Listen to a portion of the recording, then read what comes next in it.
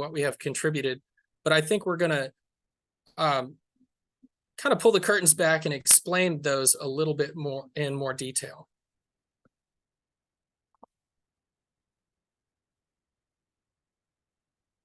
Let's see here. I'm having. So how has technology in paleontology advanced? Well, nearly 2 centuries ago, when Charles Sternberg was born, the technology and tools available were bare bones, no pun intended. You know, the main methods of transportation were horses, mules, wagons, and trains. And I can't imagine doing the work we do today with those types of tools, but that was, you know, that was the technology of the time. Adhesives were wheat paste or bone glue. Again, for long-term conservation and storage of fossils, these are not ideal adhesives, but they were what were available at the time. Crude picks and often homemade hand tools used for excavation. There wasn't an industry, you know, Estwing didn't exist, the beloved geopick didn't exist, and there were very rudimentary tools that made these jobs very laborious. And documentation in the field was done using sketches, notes, and rarely a camera when available. So you think about how important documenting information at the site is today. We can use LiDAR to get 3D models of quarries. We can use drones to get overhead shots. We can use GPR to collect more data that's under the surface that we can't see. So the juxtaposition between technology today and what technology was of the past, it's really a stark contrast. Advancements in paleontological tools. So since the bone wars of Cope and Marsh, technology in paleontology has advanced parallel to modern society. We've got off-road vehicles, heavy machinery, GPS, advanced adhesives, thanks to wonderful companies like PaleoBond, LiDAR and GPR, as I mentioned previously, video and 3D imaging, and now CT technology, which is really incredible. CT's been around for about 20 years and being used in paleontology, but now we have quantum leaps in what this technology can do and how we can apply it to paleontology. And of course, our beloved power tools. So if you've ever been in the field working in a hard sandstone and you had access to a concrete saw, you know the value of having those tools available. So again, the contrast between paleontology at the onset of field work, major field work across the country and around the world, the difference is vast. Innovation. So this is really exciting. So some of the slides that I have here on the screen are showing what we can do with the modern technology using CT, and particularly a brand new technology that has just hit the market less than a year ago. And this is spectral CT. And what spectral can do is we can now use this CT scanner to look at molecular fossils, trace fossils of organic material on an atomic scale. And this is important because traces of soft tissue are often still present in the matrix, sometimes within the fossils themselves. And for the first time, we can now sift through that information using the new spectral capabilities of the Philips scanner. And we are able to understand biology of Oligocene animals and even pushing it back to the Cretaceous. And as the sample size grows, we presume that we're going to be able to see these soft tissue or molecular fossils in animals from the Triassic and even Permian and beyond. So that lower slide there is of a fossilized egg. And this egg was loaned to Texas through time. And we took this to Cincinnati, or Cleveland, excuse me. And we put this in the spectral scanner. And we discovered that there is the arrested development of a chick, maybe less than 2 weeks old, inside of this egg. And with spectral, we can break things down by atomic number. So you can say, show me the carbon, show me the calcium, show me the iron. And this is going to be a very important tool moving forward in paleontology to dissect fossils in brand new ways. We may also be able to use the capabilities of spectral scanning to effectively identify medullary bone, so a female dinosaur, egg-laying dinosaur, and potentially to be able to count lags or lines of arrested growth. And so that hopefully will help us be able to age dinosaurs with some accuracy through CT scanning. What innovation has helped spur discovery? Well, innovation in paleontological techniques and materials have helped advance the science as much as leaps in technology. Preparation techniques developed and perfected over tens of thousands of hours, modern plastics and adhesives, luminescent photography that has revealed soft tissue preservation, CT protocols developed specifically for fossilized tissue. So when Mary Schweitzer found the soft tissue on B-Rex, she was using a traditional microscope. She was not using any advanced computing power or CT equipment. But now CT can do so much more than our eyeballs will allow us to do as humans. And of course, machine learning. And I think this one shouldn't be, this one will definitely be more important in the future. The type of work sifting through vast amounts of data, machines can do this in an instant now. Statistical appearance of certain types of animals in a formation based on microfossils that we may collect and screen.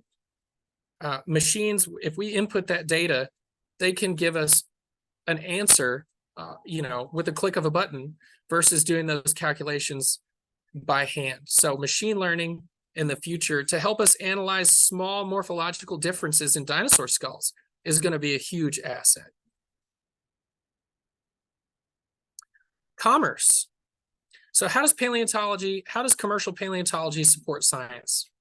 Well, the strange and strained relationship between commercial paleontology and academia should not be a surprise to anyone. However, the story is often told through a narrow perspective from either side. And this is why I think the work that BHI is doing is so instrumental into bridging this gap. And the work that we're doing at Texas Through Time is equally important, because we're trying to demonstrate that those public-private partnerships are going to be the future, and that the future of museums will be small, regional collections representing local history and culture. So commercial paleontology has always been a part of discovery since Mary Anning sold seashells by the seashore. I'm sure you all know that fun little limerick, that fun little childhood rhyme, but it is important because Mary Anning, she was one of the first, if not the first paleontologist. She was the first commercial paleontologist, and she was instrumental in raising public awareness and getting people interested in collecting and studying these things. The bone wars and the rush to find new dinosaurs and fossils in the late 19th century and early 20th centuries helped create the modern commercial paleontology industry. This, I think, is one of the most important points. Commercial paleontology was birthed by academia. Museums at the time did not have the budget or the manpower to go out and spend the time in the field that commercial people could do. So they hired crews like Sternberg's and many others, Cope, Romer, Marsh. Everyone had their own hired guns to go out, find, and collect fossils, and in some cases even prepare them. So commercial paleontology was an invention of academia to fulfill a need.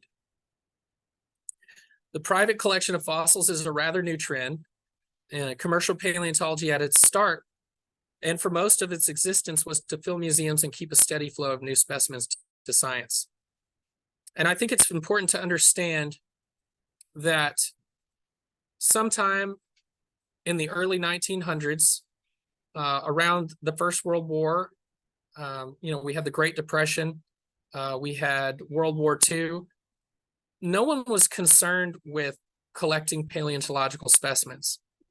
And so commercial paleontology kind of withered on the vine, and museums had more fossils and jackets than they knew what to do with. So the need to bring more specimens into museum collections was not as great as the start of many of the great institutions around the world. But around the 1950s, our economy was booming. People had disposable income. There was a renewed interest in hobbies like lapidary and paleontology, and commercial paleontology started to reemerge. But this time, it diverged from its close relationship, parent-child relationship, with academia. Now, business demands efficiency and productivity, which has led to more and more new discoveries because of precision excavations and well-planned expeditions to new formations. I can't speak to this point enough. Really, for any business to be successful, you have to develop a model that is cost-effective, that is efficient with both your time and your resources. And this is something that large institutions don't really have to worry about. They're well-funded with endowments. They're slow-moving. There's a lot of bureaucracy involved, a lot of cooks in the kitchen, so to speak. So commercial paleontology has developed techniques in the field and in the lab that have really advanced the science in huge ways, with little acknowledgement to those contributions from academia at large. But that partnership and the contributions are slowly being recognized, and the value of a renewed collaborative effort between commercial paleontology and academia it's happening, as demonstrated by the great work that BHI is doing, the work that Paleotex and Texas Through Time are doing, and many other small museums and private companies around the world. It isn't just commercial paleontology that assigns monetary value to fossils. So this is something that a lot of people misunderstand. Most museums require a third-party appraisal to accept significant donations for tax purposes.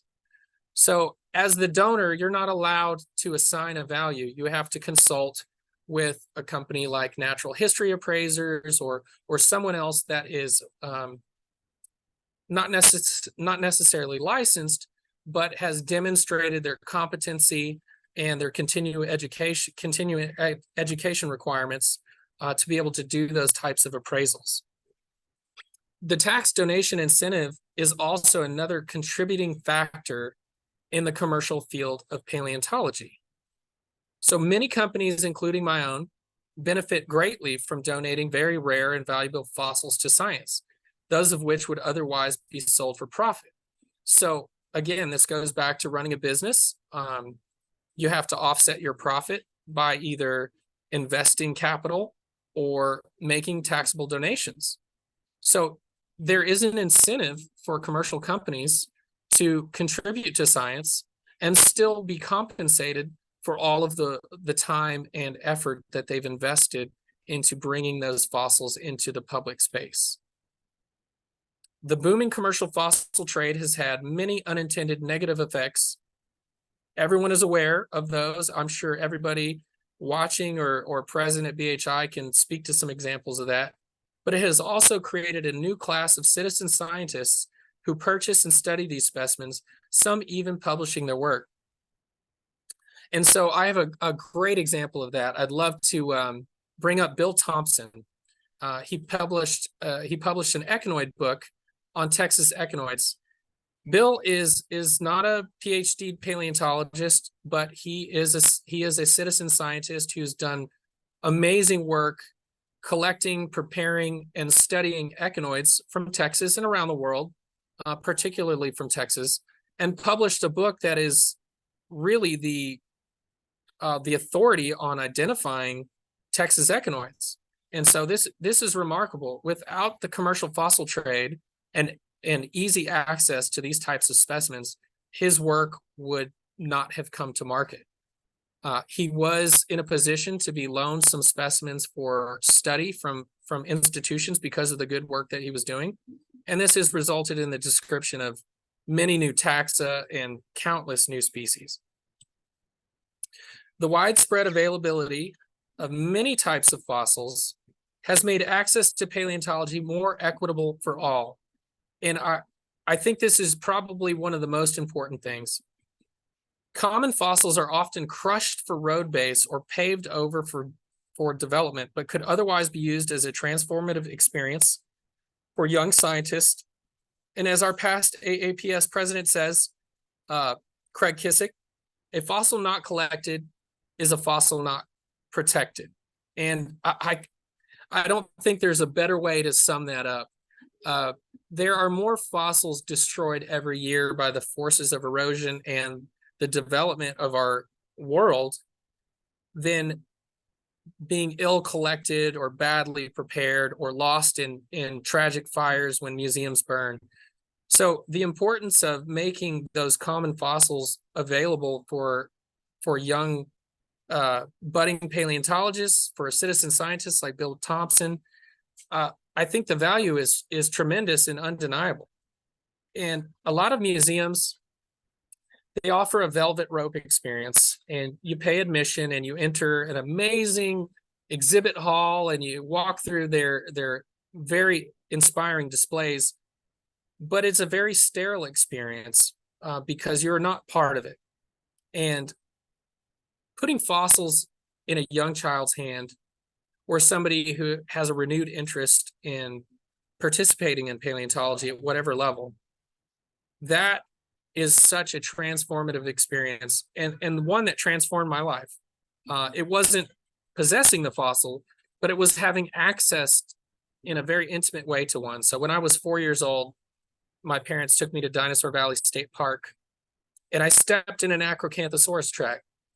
And that moment is one that I think about on a daily basis, and how if I can give a visitor to our museum or a stranger at a show the experience of holding a fossil and connecting with our ancient history, you can really change the direction of someone's life. Paleontology in the 21st century.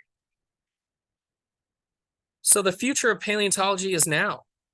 I think all of the work that we've done over the past 100+ years has been an amazing start.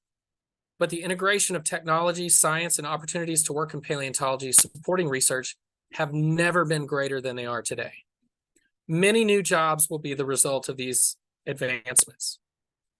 Paleontology needs data analysts, programmers, mechanical engineers to design and build custom 3D printers and other machines and systems that we don't even know we need at the moment. We need CT technicians, preparators, welders, and artists. Commercial paleontology is evolving yet again beyond the transactional business of selling fossils to a complementary role providing professional services. We think when you hear the word commercial paleontology, it really seems purely transactional or market-based. But the vast majority of people that work in the business don't sell fossils. They work in a supporting role in many of the positions that I just mentioned, and they are being cross-trained and in emerging fields in commercial paleontology. They are essential for the goal of research and display for the public. So better preparation techniques, better restoration techniques, better exhibit designs, and more interactive ways to display and use collections to educate the public is the future of paleontology. And we're just seeing that. We're seeing a renaissance in what we can do through commercial paleontology for the greater good, for the world, for our children and our grandchildren. And the Association of Applied Paleontological Sciences, if you are not a member, I highly recommend that you consider learning more about our organization and learning about what we actually do.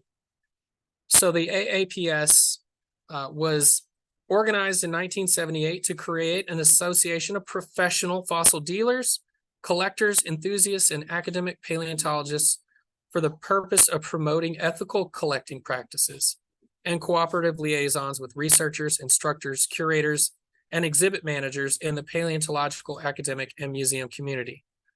So that really covers the gambit of what AAPS represents. We're not just fossil dealers. We're professionals, we're curators, we're museum workers, we're artists, we're citizen scientists. So please don't let science and commerce confuse you. Those two things are not mutually exclusive. I would argue they are as symbiotic as anything could possibly be. I was speaking to Phil Manning last year, and I was telling him the trouble that I was having with the perception of founding a museum that serves the public and maintaining a public collection, and also running a commercial paleontology company. And he stopped me mid-sentence and he said, Elon Musk is a commercial rocket scientist. And that was really kind of profound to me, because nobody had ever said something as encouraging as that.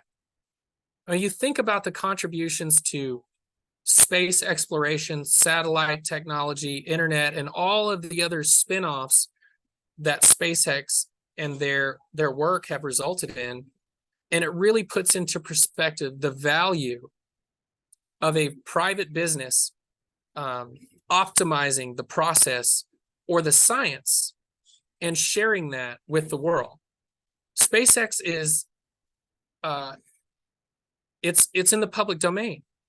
They share openly their technology, and that has resulted in a lot of competitive companies. And I think that's a really good thing. Competition is a good thing, and sharing information freely is a good thing. And you'll find that as a member of APS, we're a very open and welcoming organization, and we believe strongly in those type of cooperative liaisons with researchers, instructors, curators, and exhibit managers, as you could possibly be.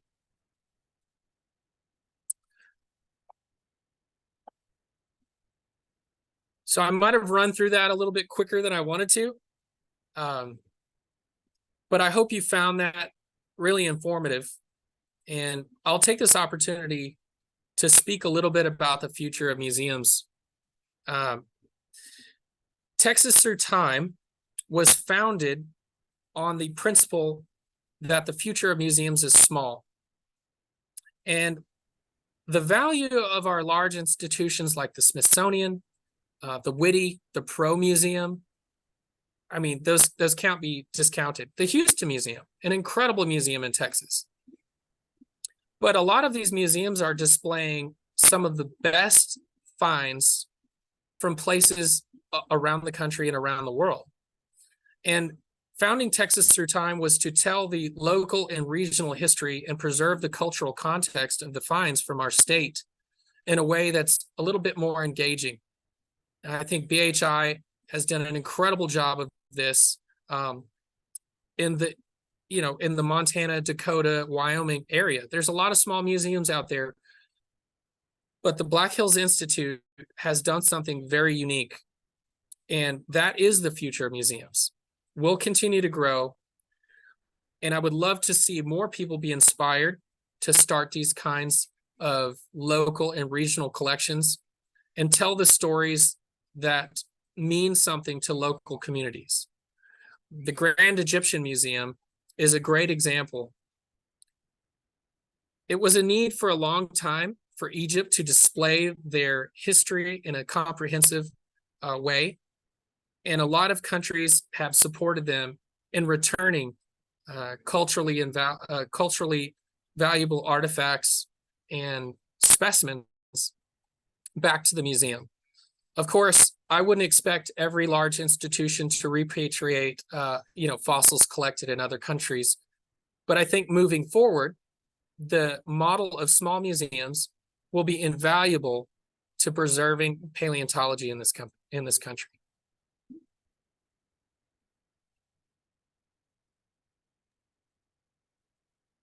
Thank you, Andre. So if there's any, yes, sir. Oh, no, I thought you were done. Keep talking. I'll put you back on Well, mute. I was going to say, if there's any questions, I'd be happy to take some questions at this time. Any questions for Andre?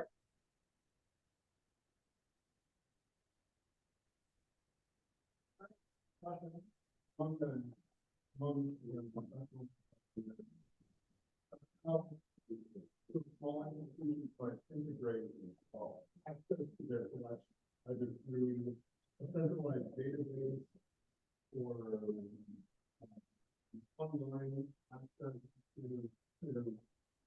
to understand what holdings there are. Or is that an initiative that might be considered?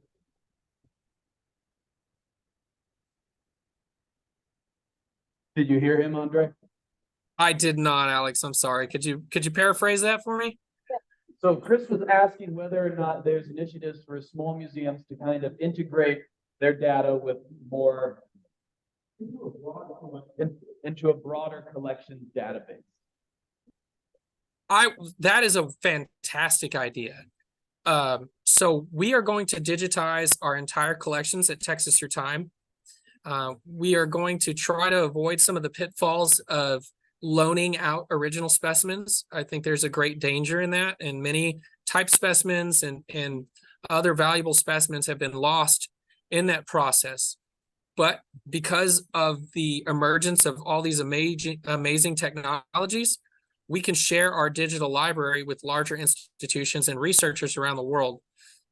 But I think the idea of a national database of specimens, something that we can all participate in, that is a fantastic idea, and I would love to see that happen. And we would be one of the first small museums to step up to the plate.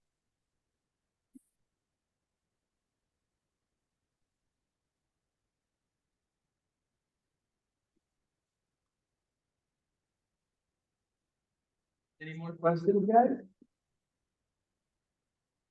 Okay, Chris has one more.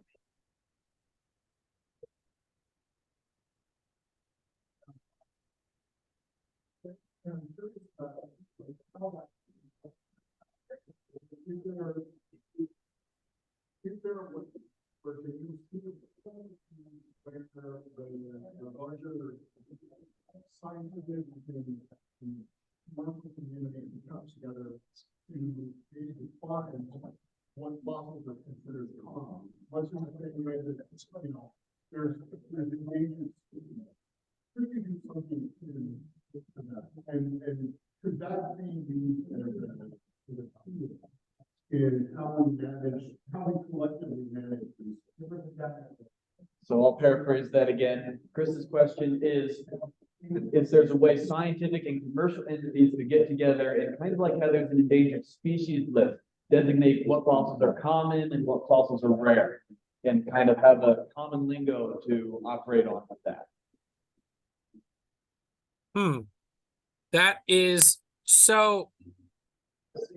Scott Foss came and spoke to our group in Tucson, and it was an amazing talk about BLM and their management of fossil resources, and how a particular fossil specimen was removed from protection per se.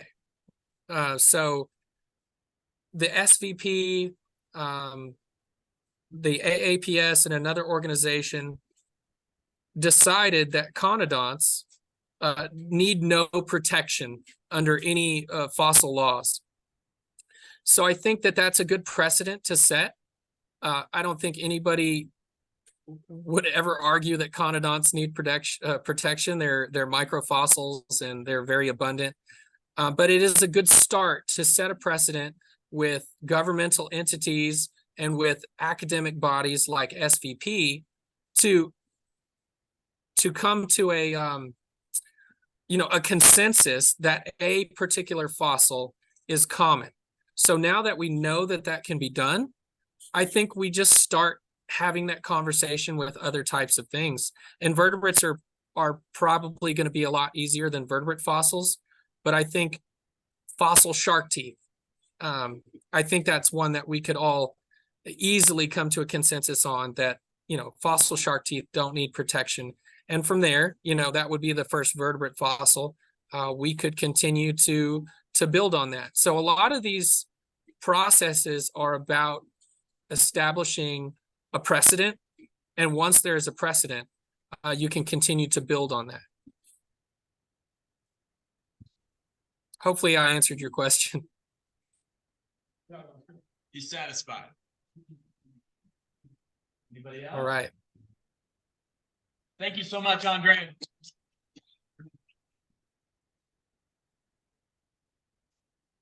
And if anyone would like to join AAPS, I can get you the forms right now.